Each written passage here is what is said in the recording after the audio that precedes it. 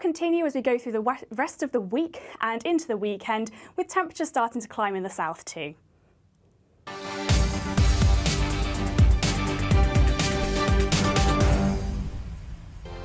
It's all about family, being in people's living rooms, all the interaction and getting to know who our viewers and listeners are. When I was young, my dad used to say, "Nana, stop arguing." I wanted an outlet that would enable me to give my opinion. People are going through a really hard time right now, and I know that you don't feel like you're being listened to by the establishment. I came to GB News because it's the People's Channel, and I want the audience to have their say on the events of the day. We're dynamic. We do something different. Democracy shows that the wisdom of the nation is in its people. I get to travel to find out what the story is from a personal perspective. The British people aren't fools. We know when we're not being told the full story. We've got to work out how Britain moves forward from this. It's the best country in the world. The establishment had their chance. Now we're here to represent your views. Britain's watching. Britain's watching. Britain's watching. We're proud to be GB News. The People's Channel. Britain's news channel. I'm Jacob Rees-Mogg, the Member of Parliament for North East Somerset and a former government minister. For years, I've walked the corridors of power in both Westminster and the City of London. We need to have the arguments, the discussions on how we make it better. Crop failures, famine, war, suffering on a scale completely unimaginable. We are putting the cart before the horse. As Charles I said at the scaffold, he was the true defender of liberty. Yeah, I've completely derailed the conversation. Join me Monday to Thursday at 8 p.m. on GB News, Britain's news channel. The Dewbs Co, we tackle the issues of the day with real, robust debate, both sides of the fence, battling it out with me in the middle with my forthright opinions and views. And often really interesting things happen because you start with a position and then by the end of the debate you find actually, well, I might not have thought about that one. What we need in this country is 2 new political parties. You should maybe think about doing a 2024 calendar. I'm Michelle Dewberry and I'm keeping you company right through until 7 o'clock this evening. GB News, the People's Channel, Britain's watching. I'm Mark White. As GB News Home and Security Editor, I cover those key issues that are so important to you. Our authorities, our communities doing all they can to combat violent crime. With the public services under unbearable strain, why are we still failing to control our borders? Defence, the first priority of any government, has been continually hollowed out. Can we trust our politicians to protect the armed forces? Join me, Mark White, on GB News. Monday to Thursday, 9 p.m. till 11 p.m. Join me, Dan Wootton. I'll bring you the sharpest takes and hottest debates. Do you not believe in prison? I don't believe in prisons. I'm completely stunned. I guarantee you there'll be no spin, no bias, no censorship. I actually was personally quite offended by it. And no reason to go to bed. So I guess they've always been quite woke. That's Dan Wootton tonight on TV, radio and online. Monday to Thursday from 9 p.m. till 11 p.m. on GB News. The People's Channel, Britain's news channel. You've probably seen politicians interviewed 1,000 times, but we do it differently. We find out who they really are, we don't shout, we chat, and hopefully we bring a bit of light, not just heat. Did you know Kate Moss? Apparently. Do you have a pair of jeans or a pair of jeans? No, of course I don't. What would I do with them? My friends are like, oh my God, what's she doing now? Join me every Sunday at 6 for Gloria Meets, only on GB News, the People's Channel, Britain's news channel.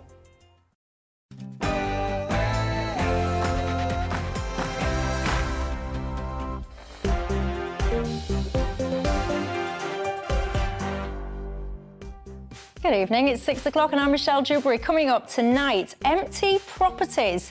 What should we do with them? Sadiq Khan, he reckons it should be easier for the state to seize them. Is that the answer to the housing crisis? Where's the line? Who gets to decide? Speaking of lines, Greenbelt. Should we be building on it or not?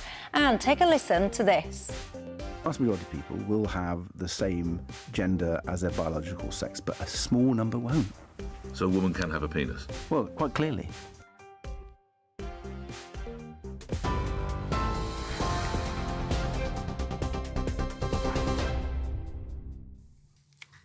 Let's bring you the latest news headlines this hour. And a sex offender who murdered a 7-year-old girl in 1992 has been jailed for life with a minimum term of 29 years in prison to serve.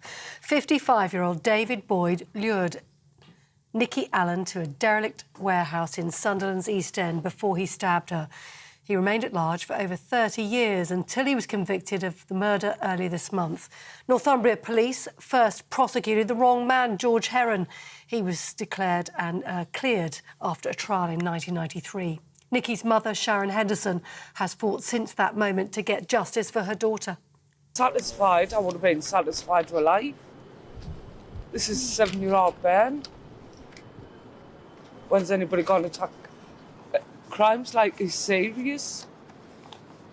You're still angry with the police, Sharon? I am, definitely. They haven't done the jobs properly. And this is what's happening to families like me over and over again. And it's injustice. Well, in other news today, a former Met police officer accused of failing to properly investigate Wayne Couzens over incidents of indecent exposure has been found guilty of gross misconduct. Samantha Lee was tasked with conducting an inquiry into the incidents in 2021. Couzens had exposed himself to female members of staff at a restaurant in Kent just weeks before he killed Sarah Everard.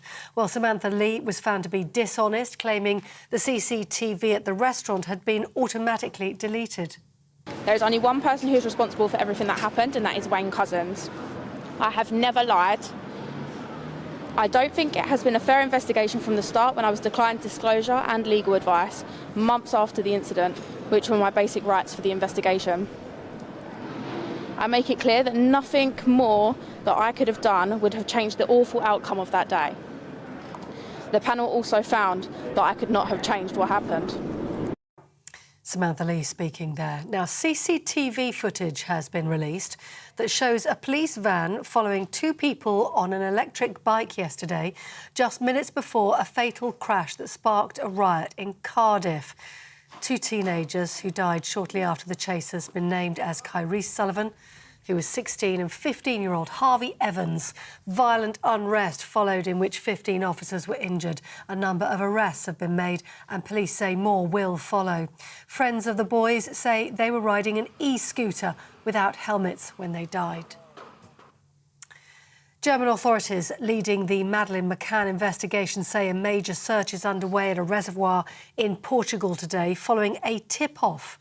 Dozens of Portuguese police officers and other specialists are searching an area 30 miles from where the 3-year-old first went missing 16 years ago. And the main suspect, Christian Bruckner, is facing sex offence charges in Germany and was in Portugal around the time Madeleine disappeared.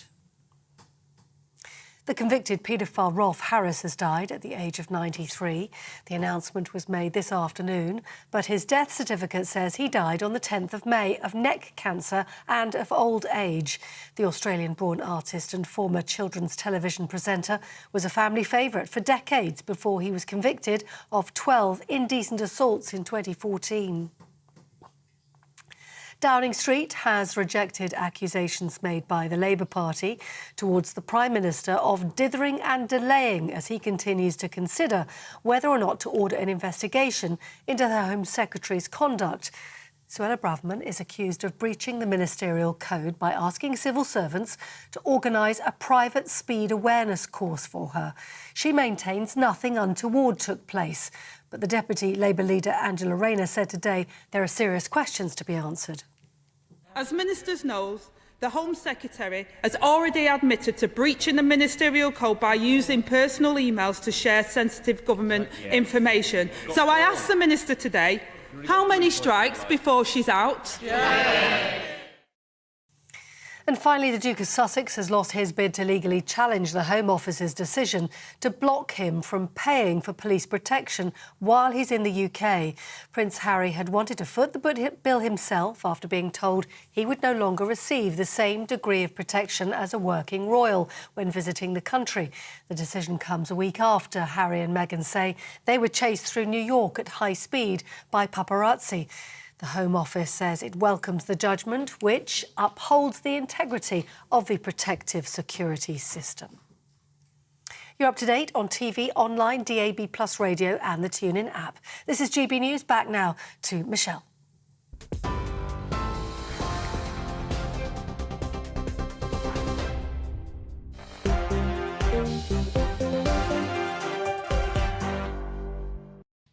Thanks for that, Polly. Well, I'm Michelle Dewberry with you right through till 7 o'clock tonight. Alongside me, the Baroness Jacqueline Foster is a Tory peer in the House of Lords and a former MEP. Alongside her too, Michael Walker, the contributing editor at Novara Media. Welcome, both of you. Pleasure. And also, it's not just about us three, it is about you at home as well. What's on your mind tonight? Get in touch all the usual ways. GBviews at gbnews.com. Did you notice I changed the N there? So if you're used to write to the other email address, update it. gbviews at gbnews.com is how you reach me tonight. So you can tweet me if that's your thing, at gbnews. Lots to get into with you tonight. I want to talk property. Should the state be able to seize empty properties if it's yours? Should you be able to do what you want with it, including leaving it empty? I also want to talk about the situation over in Wales last night. Did you see it? In the streets, rioting, apparently because of the death of 2 teenagers. Although I've got to say, I don't actually know why that would make you go out and set fire to your next door neighbour's car. But anyway, why do we excuse rioting? And I want to get into the fact that Ed Davey is basically being utterly ridiculous, lying, if you ask me, when he says that, of course, women can have, you know this word by now, don't you? Come on now, pack it in. It's not true, is it? And it's having serious ramifications out there in the real world, if you ask me. We'll get into it all. Before we do as well, very briefly, because this is not on the agenda for tonight, but there's so many people still talking about it. Suella Braverman, people still calling for her to be fired. What do you make? I think it's absolutely nonsense. I don't see any reason or justification why she should be fired. She had a fine. She took the fine. She took the 3 points. As far as I'm aware, she made an inquiry with the office to see if it was possible to do the online court. And the information came back and said that it was not possible in her case. And so she took the points. I mean, this is last year. So it's a move on from you? Oh, I think they all need to move on, frankly. Yes. That's the best they can do, really. Michael? I think with the information we have available, yeah, I think there probably isn't. I think we probably should move on. Yes. I think it turns out, it depends. I'm wondering if there is something more to come out about the extent to which she pressured them. I don't know. But if what we know now is all we will know, then, yeah, to me it seems a bit of a storm in a teacup. Yes, look at that, everyone. We are starting off with common sense on both sides of the fence. I like that. If you are one of those people that is still sitting there today saying she should go, get a life. Come on now. There are so many more important things going on. And by the way, you say is there more stuff to come out? What I'd like to come out, by the way, is who are these civil servants leaking conversation essentially with their bosses to the media? What's all that about? A witch hunt probably is the answer to that. Anyway, let's talk property, shall we? Sadiq Khan. He's been speaking out about the amount of empty property in London. Of course, this isn't just a London thing. Empty properties up and down the country. And what? So what? If you own a property, should it be your right to decide what you do with it? Or, because people are struggling to get on the housing ladder, do you think it should be easier then for the state to come in and act, take it off you, if you were like, and give it to someone who needs it? Jacqueline? Well, as far as I'm concerned, they can seize your home if there's a war, for example. If you've obviously committed extremely awful illegal acts, perhaps drugs or whatever, and they can take your property.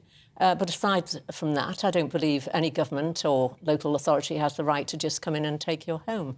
I'm not denying that there will be a number of empty properties around the country.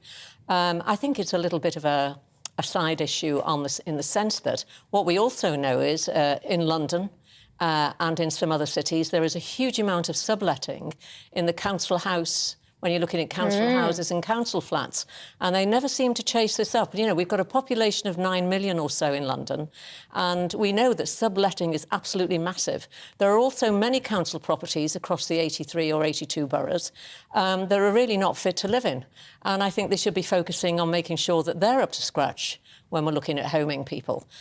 So, you know, that can be debated, whether or not it's feasible to go in and take somebody's house. But you'd have to get through a number of legal loopholes. They can't just go in because then, you know, the local authorities would be squatters. So, and we're not necessarily supporting that. Don't even get me started on squatters. I don't know who people think they are, actually, when they think that they've somehow got this odd right to take someone else's property and occupy it. Oh, that one really does wind me up. Anyway, what do you make to it, Michael? I think with squatting, the two things are related, really. I suppose I'd say you've put forward two supposed solutions to the housing crisis. One is subletting in council homes. Now, I don't know how big a problem this is, but it's not going to solve the supply issue. So the problem that Sadiq Khan is talking about is that there's a housing shortage in London. That's why people like myself are paying such extortionate rents, which mine went up 15% last summer. It's not particularly easy being a renter in London right now. Not that I'm expecting anyone's tears, but that's just some context for the conversation. And so the empty homes discussion is about how to bring more properties onto the market. So if someone's subletting a property, that's not taking a property off the market because someone's still living in it. What we need is more properties for people to live in. And there is a problem if you've got people with... We need to look at affordable. Council properties will have an affordable rent. Yeah, I'm all up for building more council homes, but what we need is more homes, right?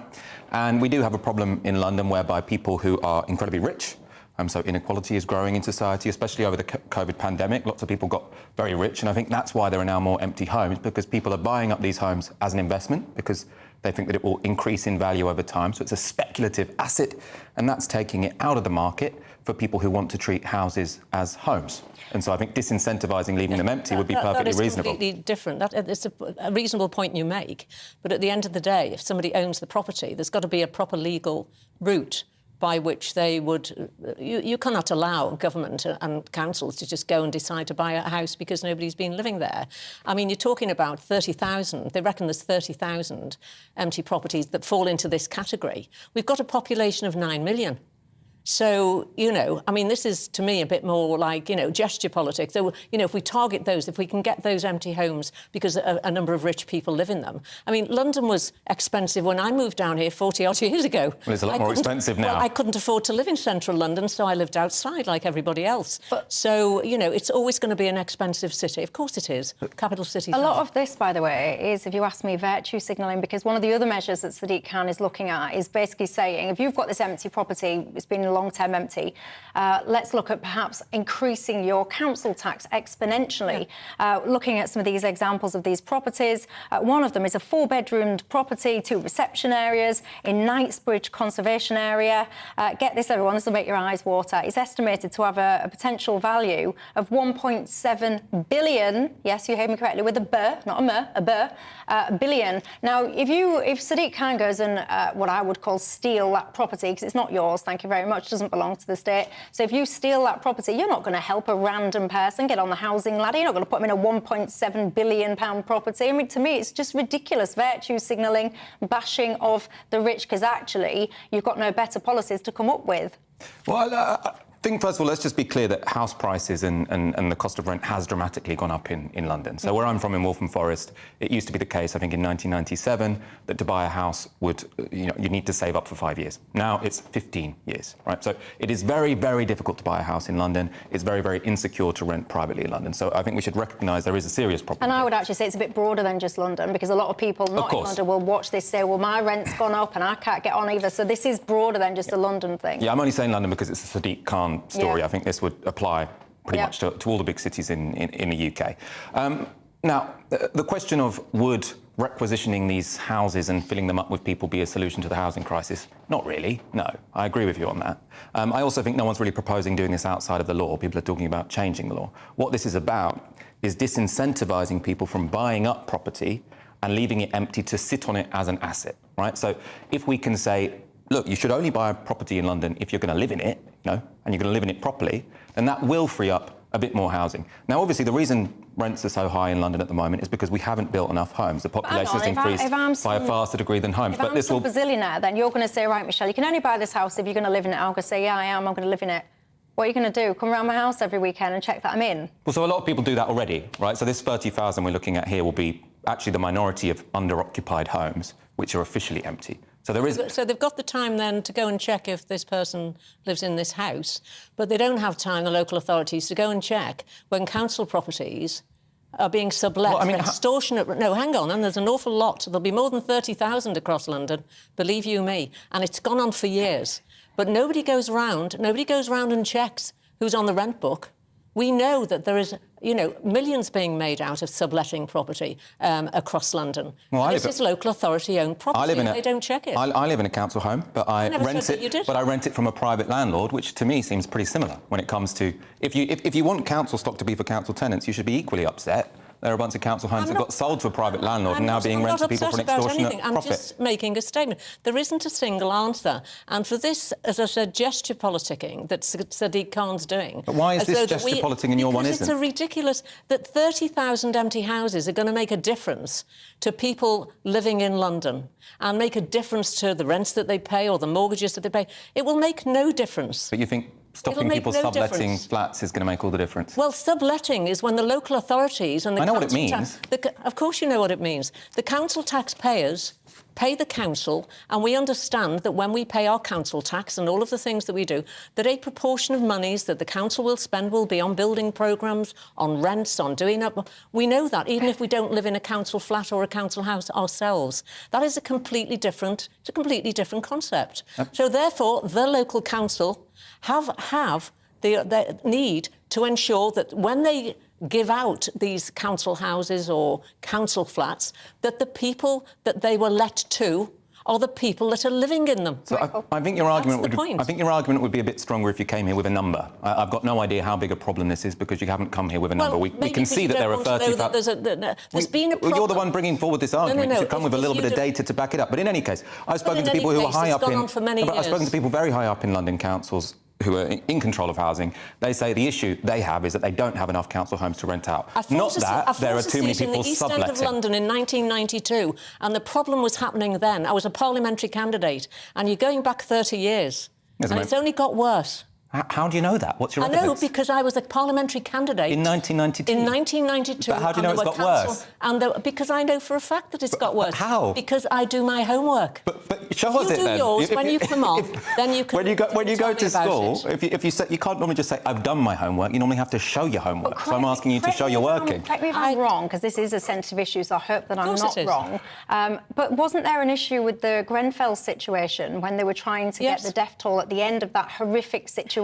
It was incredibly hard to figure out who'd been in the property and who hadn't, because a lot of the, not a lot, but many of the people there were perhaps being subletted too, so some of the records weren't tallying up, so it was quite hard to get the final numbers and things of who died. I think, because there was... I remember there being a big discussion straight after the fire that people thought they hadn't got the number right. It did turn out that they had got the number right. There was a big issue with Grenfell. You're absolutely right. There was a huge issue over that, and the subletting made it very, very difficult for the authorities to check who lived there. I think if your lesson if your lesson from Grenfell is that too many people are subletting their flats and not that we have a system whereby we plastered a tower block with flammable cladding, then I think you're probably lacking some perspective. No, hang on, because don't misrepresent things. Anyone with a single brain cell will be deeply concerned by the fact that a high-rise property went up in flames because of cladding. Every single person in the land would have been, should still be concerned, because that issue is not fixed, I would argue, by the way. That, to me, is one of the tragedies in our society, that I would argue that still that issue perhaps hasn't been taken seriously as much as it should have been in terms of the cladding, etc. So don't conflate the two. Well, nobody is sitting here, I'm certainly not sitting here saying I'm more concerned about the fact that there was a sublet than there was that people perished in a fire. That's not what I'm saying at all. And neither am I, so do not... we can have a good look. We can have a decent debate tonight about a number of different things.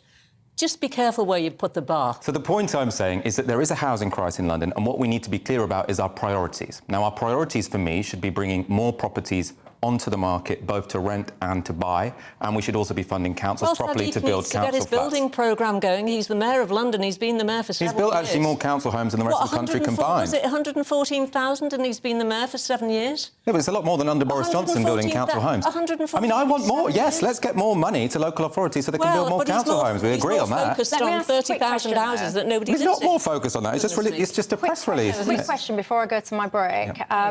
You're always going to be chasing your tail, no matter what, no matter who's in charge, no matter which city, no matter which council, because the fact of the matter is we are increasing population in this country vastly every single year. So we can, shim-shammy around about all these different housing measures and this talk about building on green belts and all the rest of it.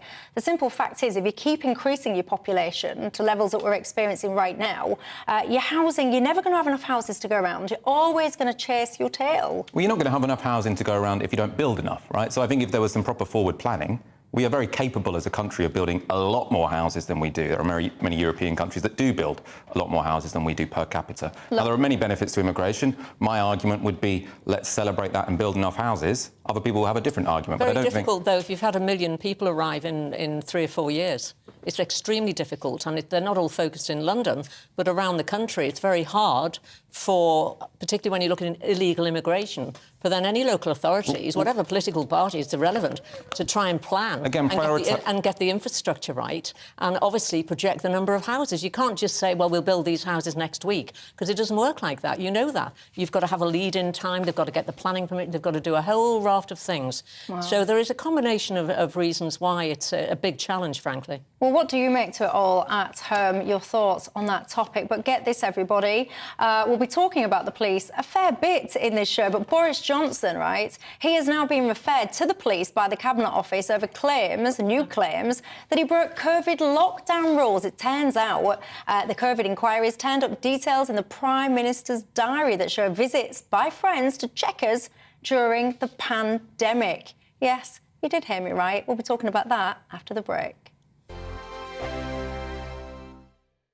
First and foremost, I am a GB News fan, and I was before I was working here. Just love the fact that we're asking the questions that a lot of establishment media won't ask. With a bit of a twist, we not only want to inform you, but we want to keep you entertained. It's worth the drive because you get in and the team's all ready and waiting, they're itching to go, and it's a proper little family. GB News is the People's Channel. It's the audience that makes the programme sing. We're giving our viewers and our listeners a voice. I see the thousands of your letters, tweets, emails, you name it, coming in. Britain is broken. How on earth did we get into this mess? But more importantly, how do we get out of it? The establishment had their chance. Now we're here to represent you. It's time for something different.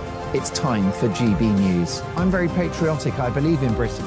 Our best days lie ahead. Britain's watching. Britain's watching. Join us here on GB News. The People's Channel. Britain's news channel.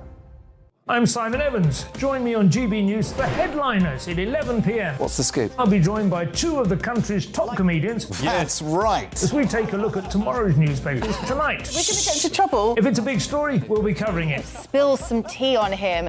There we go. But we'll also have some fun. I wouldn't stick up a bank. My father didn't love me. So anyway. Headliners every night from 11 on GB News, the People's Channel, Britain's news channel. Westminster is going around in ever-decreasing circles, followed by the media. Britain is broken. How on earth did we get into this mess? But more importantly, how do we get out of it? Join me at 7 p.m, Mondays to Thursdays on Farage. Here on GB News, we will have open, rational debate. We've got to work out how Britain moves forward from this. Join us here on GB News, the People's Channel. Britain is watching. I'm Andrew Doyle. Join me at 7 o'clock every Sunday night for Free Speech Nation, the show where I tackle the week's biggest stories in politics and current affairs with the help of my 2 comedian panellists and a variety of special guests. Free Speech Nation, Sunday nights from 7 on GB News, the People's Channel, Britain's news channel. Monday to Thursday nights on GB News. At 6, it's Dewbs Co. 7 o'clock, Farage. At 8, join Jacob Rees-Mogg. And at 9, Dan Wootton Tonight, followed by Headliners. On TV, radio and online. This is GB News. Every Sunday from 11, join Michael Portillo. There'll be topical discussion, looking at the week before and the week to come. So kick back and relax at 11 a.m. on Sundays on GB News with me, Michael Portillo. GB News, the People's Channel, Britain's news channel.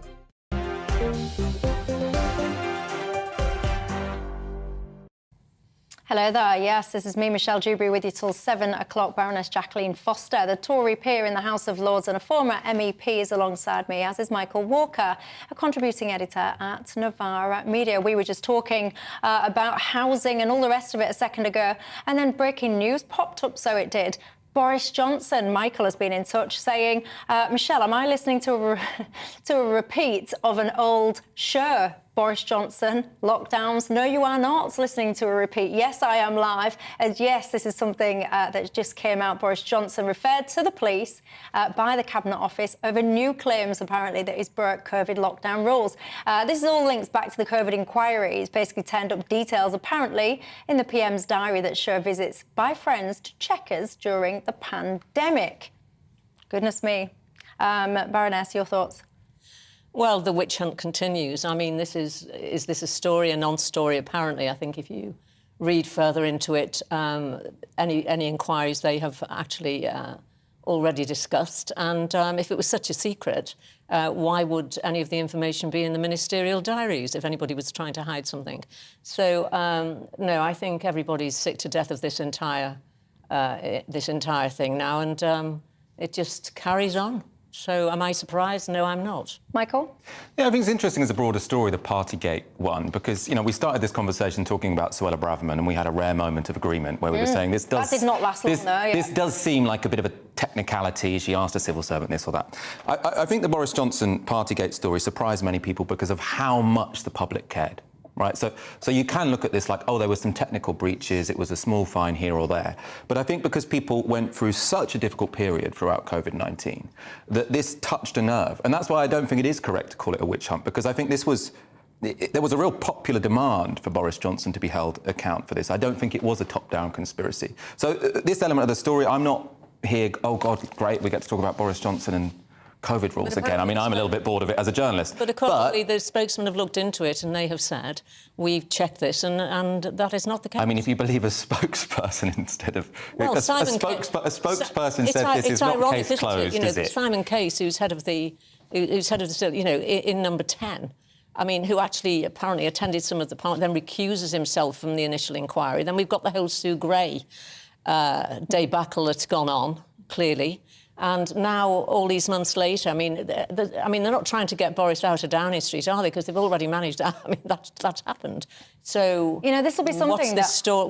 What is it now that somebody's now seen something else? I mean, someone's now seen something else. This will divide you at home because there are two camps. I think exactly the point that you're making. I think if you perhaps did lose somebody in your life, if you're one of those people that you were not even allowed to go to the funeral of your loved one, I'll never forget that video where those, I think it was two sons tried to comfort one of their parents at the funeral of the other, and the funeral guy got up and moved their chairs away and all the rest of it. So if you had that kind of experience, you will be perhaps infuriated by some of the things that come out on this Partygate stuff. The other side of the fence is just move on, and is it a political witch hunt? You give me your thoughts. I'll tell you the overriding sentiment that I have. It proves to me all of this just reinforces in my mind that COVID was never as serious as we were led to believe, terrified to within an inch of our lives in some cases because of this apparently desperately terrifying virus. I've always pondered, if it was so terrifying, why did everybody then in the know, or a lot of people in the know, seemingly not be that afraid? Why are you inviting people around here, there and everywhere, offices, country paths and all the rest of it, if indeed you were so close to the data and if indeed it was as terrifying as we were led to believe? Anyway, you can have the final say on that at home. What do you make to it all? Listen, did you hear Ed Davey? He was talking this morning, I think it was on LBC Radio, actually, my old colleague Nick Ferrari. He was asked a question and everyone shocked horror. A politician actually answered a question. I mean, goodness gracious me, but listen to it. The vast majority of people will have the same gender as their biological sex, but a small number won't. So a woman can have a penis? Well, quite clearly. No, Ed. It is not clear. It is not true, in fact, actually, that a woman, which is an adult human female, has a penis. And it makes me cringe because I know that some of you will be eating tea, you'll have your family there, your kids there. This is a bit of a weird conversation to be having whilst you're eating, I don't know, your spag bol, whatever you're eating. But I think it is an essential conversation to have because this is not true information. And what's happening is it is disseminating, cascading through society, and there are real consequences to this. You've got more children now than I think probably records began, that do believe that they can be this opposite sex and, you know, they will step forth and have what is quite horrific life-altering surgery in some cases, Michael. I'm deeply concerned about this as a topic. Are you? Well, I think in a way, if you disagree with Ed Davey, you're kind of encouraging people to have life-changing surgeries. And I'll explain why I mean that. Now, there are lots of people who were born men who live as women, right? Many of them my friends. right? And now we can decide as a society at what point do you consider people a gender which they weren't born into. But if you say you have to have what's called bottom surgery, so you have to have a very serious surgery where you change your genitalia, if we're not allowing someone to change their gender until they do that, then that's quite an extreme action. So there are lots of people who... But you can't check... Do you believe... So your friends, and I'm not being derogatory to your friends, you've said that you've got men that... Sorry, have you got men friends that were now living as women, or the other way around? Both. Right, but without being rude to your friends, if your man friend wants to live so-called as a woman, that doesn't make him a woman. You can't, in my mind, change your biological sex. Yes, you can put dresses on, yes, you can put wigs on, yes, you can have fake breasts, whatever, but that's what you're doing. You're trying to exchange your external. It does not mean that you are now the opposite sex. Well, we talked about this before on this show, and I fundamentally come from this as a position whereby there are some people... I don't think it's a choice. I think there are some people who were born with a certain set of genitalia who can't live happily without identifying with the other gender. There's a really deep, passionate feeling inside, which isn't a choice. I think it's very similar to myself being born gay. I think it's probably inbuilt. And we as a society have to allow people to identify in a way where they can live their lives to the fullest. And I think that means, in many situations, saying that someone who was born with male genitalia will be able to identify and be treated as a woman, and vice versa, but of course. What do you think should take precedent? People's feelings and your desire, which I think is noble, by the way, to be respectful and kind and courteous to your friends, or factual reality? But see, I don't see there as this distinction between feelings and factual reality. So is my wanting to date men, is that a feeling or is that a factual reality? So there would have been a very similar discussion about homosexuality. You might think you want to get with men, but reality is that men get with women. And I think it is very similar. I'm talking about biological reality. It's not about your feelings, it's about your biological reality. No, but I think people are... I think essentially being transgender does have some biological basis, so whether that's genetic or it can be something which happened in the womb. But there are many different arguments which very prestigious scientists put forward to say that there is something going on here similar to homosexuality, which, by the way, we still can't explain very well, but we have come to accept with homosexuality that this is real, it exists, and we as a society have to make sure people who are born gay can live their lives to the fullest. I think it's very similar to that. A lot of the trans activists, by the way, they're trying to, in my mind, almost erase homosexuality. But what you're saying is, you know, you're not same-sex attracted. What it actually is a completely different sex. That's what it is, which I found a bit peculiar. Anyway, Jacqueline. Well, I mean, homosexuality and the knowledge of homosexuality, I mean, you're going back centuries. We know. And the problem that we have is there were people who have been hermaphrodites, and that's a very small proportion, and we know. And if you talk to very serious people that may have changed their gender, who are male to female, for example, they're not the ones that are running around the streets screaming at lesbians. They're not the ones, when you're looking at some of these protests that are taking place. I have many friends, a number of friends who are lesbians, and the treatment that they are taking from a lot of this is absolutely, totally unacceptable, because what we have is biological men who then say that they are trans women. I identify as a woman and I am a lesbian. Now, that is absolutely ridiculous, because they're not lesbians. They are homosexual men. So I agree with the point you raised. I believe a lot of this trans activism, I'm not talking about your individual friends particularly. But you are talking about my individual friends. If you're saying that there can be no one who is a woman who hasn't had bottom surgery, you are talking about my friends. You don't have the monopoly on gay or trans or... We all know people, and, you know, and we take into account what is happening and what's happening in the workplace. Do you know trans men and trans women? I do, actually, And do you treat them as the gender they identify as, or do you treat them as the genitalia they were born with? You're not answering my question. I'm not asking you a question. I'm putting my point of view forward. There are trans activists, and the way this whole situation is now moving forward, because it's in schools, I believe it is undermining the fight that we have had over the centuries and decades for women's rights. We are being undermined as we speak. Gay rights are also being undermined, because it now appears that the go-to, if a child starts to identify, for example, as a boy or a girl, is actually, they're probably going to be trans. Now, that is not the case. When you've got children who are teenagers or who are very young, I mean, they identify as rocket men. And the next day they might identify as a ballet dancer. I mean, children, that's the way the human body works. And it does, of course, with as they evolve into teenagers. So, Well, you know, what? I Some just of you- think Ed Davies' comment was actually completely ridiculous. Well, some of you might have teenagers at home. You'll have a view on it, I'm sure. And I think Michael's got a final word to say on it as well. But I'm going to take a quick break and I'm going to come back to it very briefly. But I also got a lot more to rattle through tonight because I want to talk to you about the situation in Cardiff. Did you see that last night? Tragically, 2 teenagers were killed. But is that an excuse then to go set your next door neighbour's car on fire, to trash your own neighbourhood? And just stop oil as well. What are the police doing? Arresting workmen that just want to go to work. You tell me. See you in 2. It's all about family, being in people's living rooms, all the interaction and getting to know who our viewers and listeners are. When I was young, my dad used to say, no, stop arguing. I wanted an outlet that would enable me to give my opinion. People are going through a really hard time right now, and I know that you don't feel like you're being listened to by the establishment. I came to GB News because it's the People's Channel and I want the audience to have their say on the events of the day. We're dynamic. We do something different. Democracy shows that the wisdom of the nation is in its people. I get to travel to find out what the story is from a personal perspective. The British people aren't fools. We know when we're not being told the full story. We've got to work out how Britain moves forward from this. Is the best country in the world. The establishment had their chance. Now we're here to represent your views. Britain's watching. Britain's watching. Britain's watching. We're proud to be GB News. The People's Channel. Britain's news channel.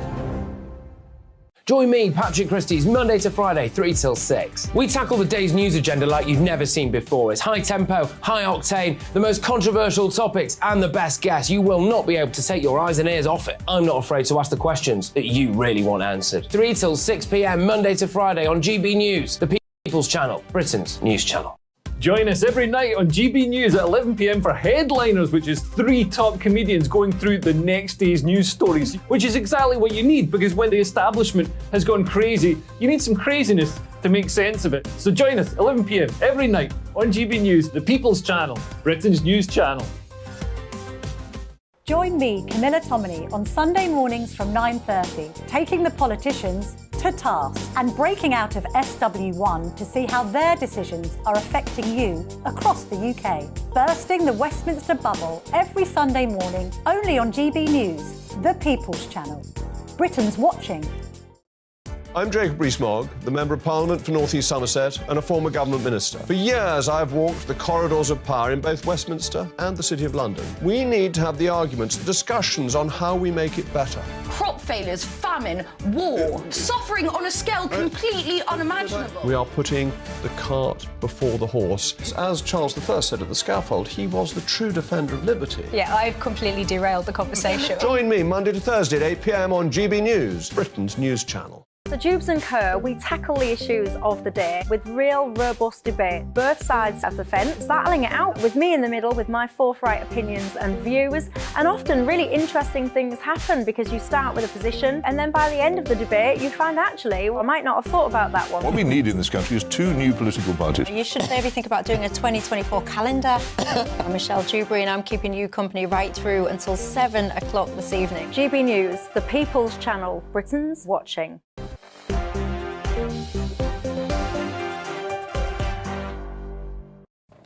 Hello there, I'm Michelle Dewberry. Alongside me, Baroness Jacqueline Foster, the Tory peer in the House of Lords, former MEP, and Michael Walker, the contributing editor at Novara Media. Ken says, what a top-grade pairing on your show tonight. Hey, Ken, that's because you didn't hear these two carrying on in the break. That conversation about the whole Ed Davey, what I would call ridiculousness, quite frankly, rumbled on. What's the matter with the pair here?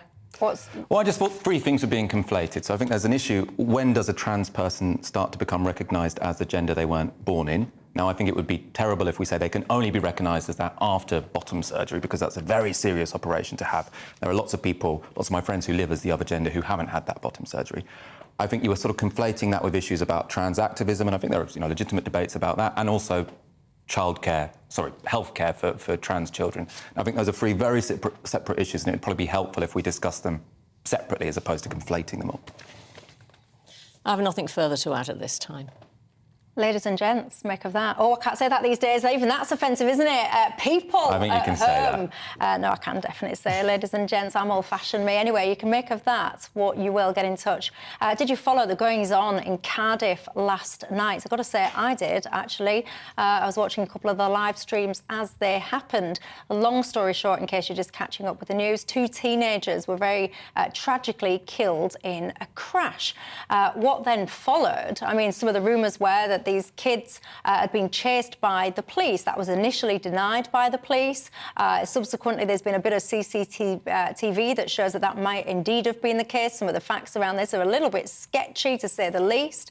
And I think there's been a referral for an investigation as well. But notwithstanding the horrific circumstances of the goings-on and obviously the horrific deaths of these 2 teenagers, very sad, but I fail to see how that basically leads to, yes, a horrific situation. So what I'm going to do is set fire to my neighbour's house, trash up my own community, and somehow use the killing or the death, should I say, of these 2 children as a reason for that, an excuse. I don't mean to be rude, but it doesn't wash with me. I think it's just lawlessness. I think people are just wanting the opportunity to go out and create carnage. And then people will say, oh, it's because of social deprivation or poverty or whatever. That doesn't really wash with me either. Yeah, well, I mean, I think here what often makes these conversations difficult is because people say if you explain something, you thereby justify it. Now, I think it's very possible to explain something without justifying it. I don't think anything justifies burning your neighbour's car down, for example.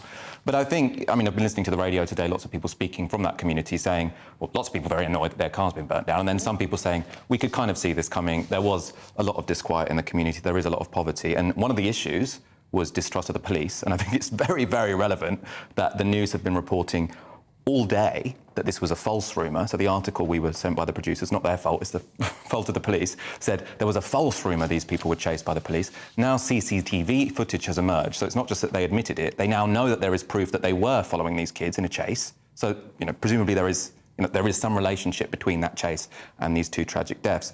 You can see why people might not trust the police. That's the footage, by the way. In case you're watching, not listening, you can see that parked up car there. Apparently that bike there, that's the one with the 2 kids on it. And then, I mean, I would call it a riot van. I don't know what the technical term for it is, but that police van, you can see that is seconds behind it. If you're listening, you can't see what it is. That is the footage that has now emerged. So the 2 kids apparently on that bike, followed, I would say, literally a couple of seconds later by a police van. Anyway, Jacqueline. Well, first of all, it's tragic that you've got 2 youngsters who've died in this incident, and clearly there's an inquiry that's going on. I think we need to just move it to sort of more of a general situation, because it's not the only place that's had riots and whatever the cause. What doesn't wash with me is it's a deprived area and everybody's poor, so let's all have a riot.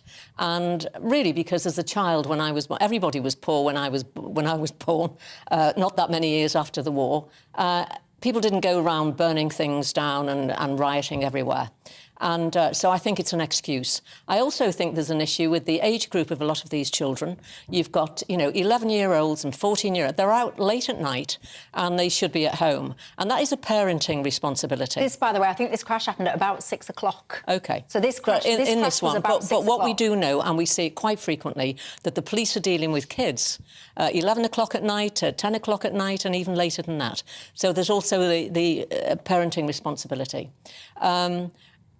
The other side of the coin is there are not enough police who are on the beat. Because what we did know when we were children, a lot of us, we'd have often known that there was a local constable or a local police officer that was round and about that people could actually go to when there were people clearly not behaving as well as they should. And quite often that would nip it in the bud.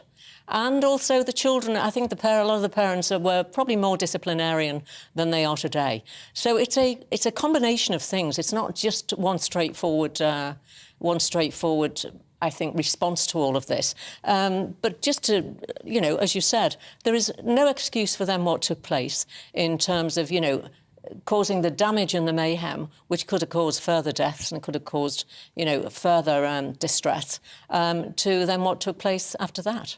Well, what do you make to it at home? I remember a few years ago now, I think it was, maybe I want to say about 2008, 11, but I think it wasn't as far along as the Mark Duggan. What year was that? That was 2010 or 2011, one of those 2 Yeah, years. because I was saying 2011, but in my head I was stopping myself because I was thinking, I don't think it was that long ago, but maybe it was. Anyway, I remember that awful situation, of course, with Mark Duggan. But then people took to the streets and started smashing up places like Foot Locker to nick trainers. I mean, you know, with all due respect, yes, I get that people get upset about things happening, but really using that as an opportunity to go nick yourself some Nike Air Max or whatever the fashionable shoe was, really? I don't know, maybe I'm being a bit harsh, you tell me. I will continue this conversation and also about the police, because I do try and stick up for the police. I do try and give them the respect that I think they deserve. But sometimes, do you think they are on the side, the wrong side? Just Stop Oil, for example, being a prime example, because it was the workman that tried to shove the activist off the road that found himself in trouble, not the people blocking the road in the first place. Dear me, see you in 2.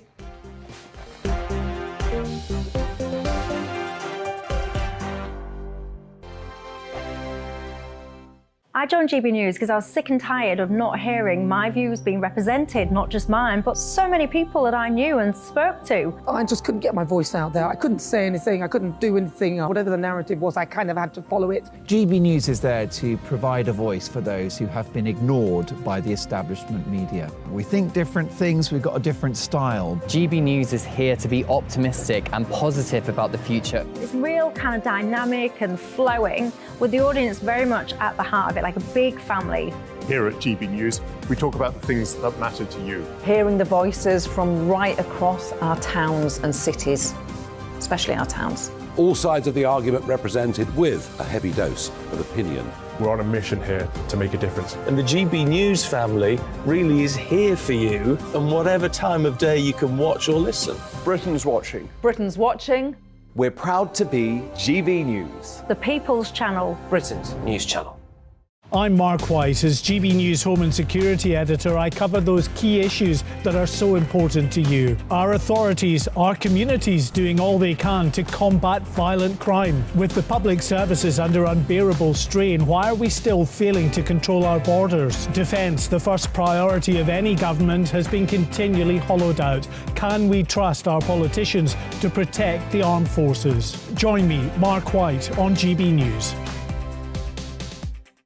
Monday to Thursday, 9 p.m. till 11 p.m. Join me, Dan Wootton. I'll bring you the sharpest takes and hottest debates. Do you not believe in prison? I don't believe in prisons. I'm completely stunned. I guarantee you there'll be no spin, no bias, no censorship. I actually was personally quite offended by it.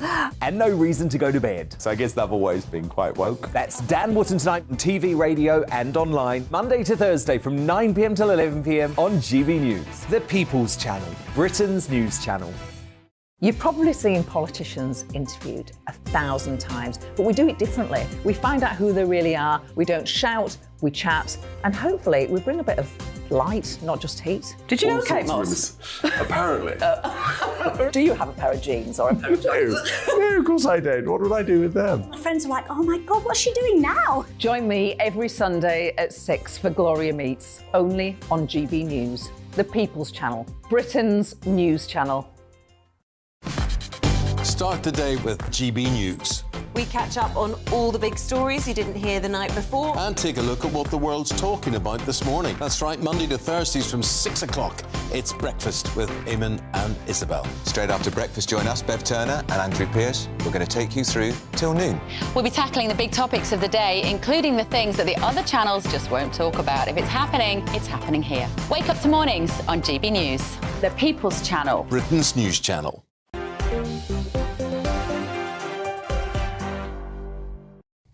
Hello there, I am Michelle Dewberry, keeping you company till 7 o'clock tonight. Alongside me, Baroness Jacqueline Foster, the Tory peer in the House of Lords, and former MEP, and Michael Walker, contributing editor at Novara Media. I don't think these two will be going for a drink after the show. I think that is for sure. Anyway, Tony says, Michelle, you've just been talking about the trans thing. I've got breasts, but it's because I eat too many donuts, so therefore I want to identify, quite frankly, as a donut. Would that be allowed? No, actually, I don't think it would. And what would identifying as a donut mean? Anyway, I say no, you can't. Anyway, in this day and age, who knows?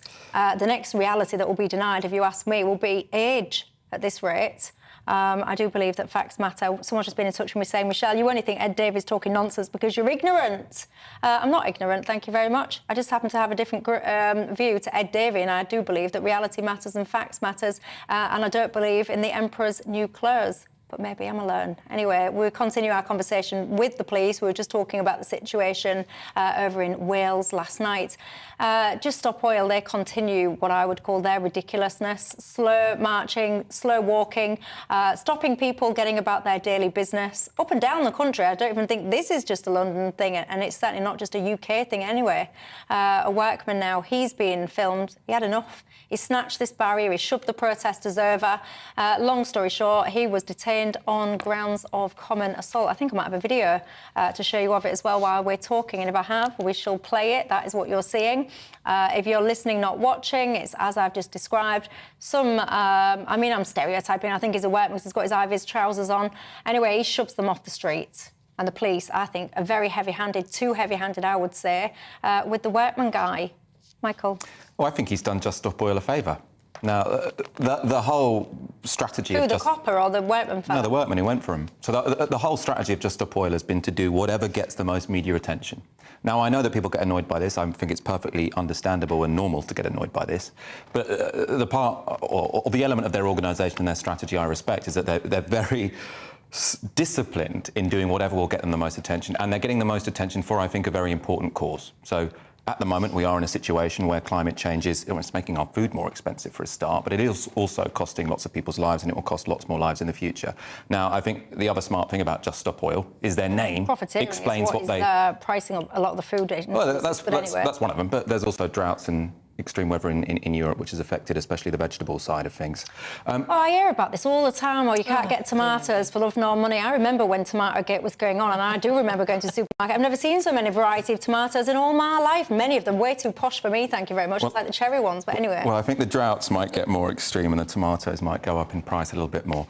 But in any case, I think calling themselves Just Stop Oil was a very intelligent move, because it means that they don't even have to be on the TV themselves for us to know what they're talking about, which is that it is silly that our government is investing in new oil fields. Now, that's not a radical position. The International Energy Agency agree with that as well. And I think we are going to be seeing more and more extreme weather. Obviously, last year we had the hottest day on record in the UK. And it's estimated that about 20,000 people in Europe died due to the heat wave. Yeah, and by the way, right, this is all fascinating. And that's wonderful if you're in that camp, good for you. But that does not give you the right to think that your messaging, your concern for tomatoes and climate or whatever it is, gives you the right to somehow dictate to everybody else that they can't go to work, they can't go to hospital, they can't get about their business. Well, I absolutely agree with that point. Just Stop Oil say they want the government to stop doing contracts for oil and gas. Well, they don't speak for me and they don't speak for most people I know, because whatever we want to do with the agenda, the green agenda, and we've been very diligent over the years improving things, which is quite right. I would like the government to carry on doing contracts for oil and gas, because we need to, in an industrialised nation, we need to make sure that we can keep the lights on, and we need to make sure that we can manufacture food, and we need to make sure we can do an awful lot of things. So today, as I've said on Twitter to Just Stop Oil, stand for election. If you think that you've got the support of the people, like Extinction Rebellion, you stand for election and then just see if the majority of people agree with your position. But what they've done is now, and I'm not surprised this happened today, and it was a guy in a van with his mate, white van man, trying to get to work, and I just think they are narcissistic group of people who just think it's great to make everybody's life an absolute misery. They don't give two hoots who's on the road.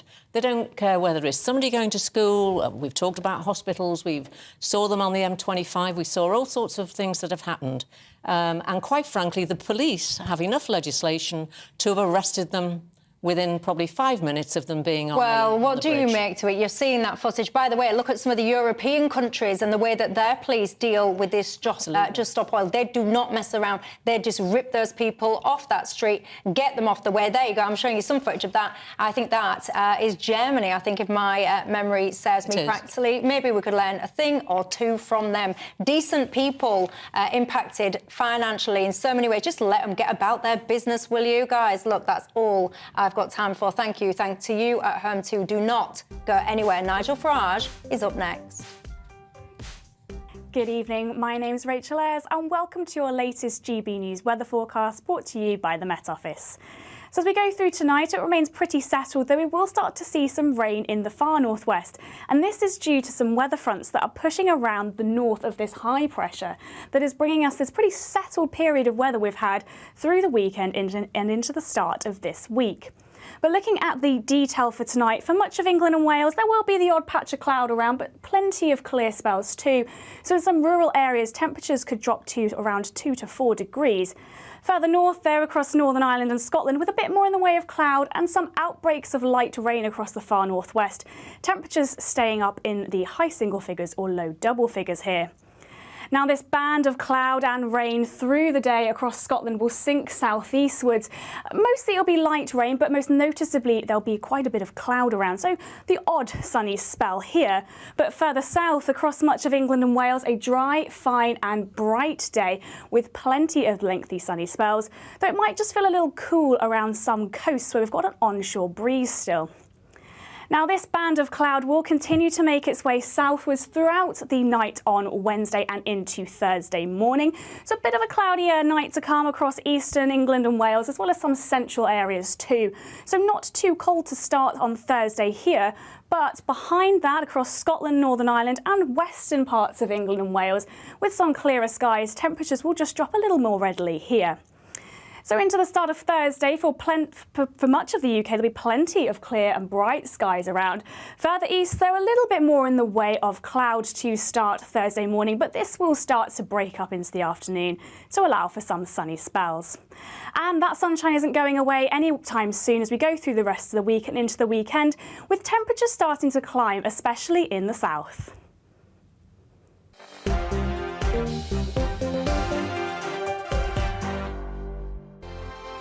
First and foremost, I am a GB News fan, and I was before I was working here. Just love the fact that we're asking the questions that a lot of establishment media won't ask. With a bit of a twist, we not only want to inform you, but we want to keep you entertained. It's worth the drive because you get in and the team's all ready and waiting, they're itching to go, and it's a proper little family. GB News is the People's Channel. It's the audience that makes the programme sing. We're giving our viewers and our listeners a voice. I see the thousands of your letters, tweets, emails, you name it, coming in. Britain is broken. How on earth did we get into this mess? But more importantly, how do we get out of it? The establishment had their chance. Now we're here to represent you. It's time for something different. It's time for GB News. I'm very patriotic. I believe in Britain. Our best days lie ahead. Britain's watching. Britain's watching. Join us here on GB News. The People's Channel. Britain's news channel. I'm Simon Evans. Join me on GB News for Headliners at 11 p.m. What's the scoop? I'll be joined by two of the country's top comedians. That's right. As we take a look at tomorrow's newspapers tonight. We're going to get into trouble. If it's a big story, we'll be covering it. Spill some tea on him. There we go. But we'll also have some fun. I wouldn't stick up a bank. My father didn't love me. So anyway. Headliners every night from 11 on GB News, the People's Channel, Britain's news channel. Westminster is going around in ever-decreasing circles, followed by the media. Britain is broken. How on earth did we get into this mess? But more importantly, how do we get out of it? Join me at 7 p.m, Mondays to Thursdays on Farage, here on GB News. We will have open, rational debate. We've got to work out how Britain moves forward from this. Join us here on GB News, the People's Channel. Britain is watching. I'm Andrew Doyle. Join me at 7 o'clock every Sunday night for Free Speech Nation, the show where I tackle the week's biggest stories in politics and current affairs with the help of my two comedian panellists and a variety of special guests. Free Speech Nation, Sunday nights from 7 on GB News, the People's Channel, Britain's news channel. Monday to Thursday nights on GB News. At 6, it's Dewbs Co. 7 o'clock, Farage. At 8, join Jacob Rees-Mogg. And at 9, Dan Wootton Tonight, followed by Headliners. On TV, radio and online. This is GB News. Every Sunday from 11, join Michael Portillo. There'll be topical discussion, looking at the week before and the week to come. So kick back and relax at 11 a.m. on Sundays on GB News with me, Michael Portillo. GB News, the People's Channel, Britain's news channel.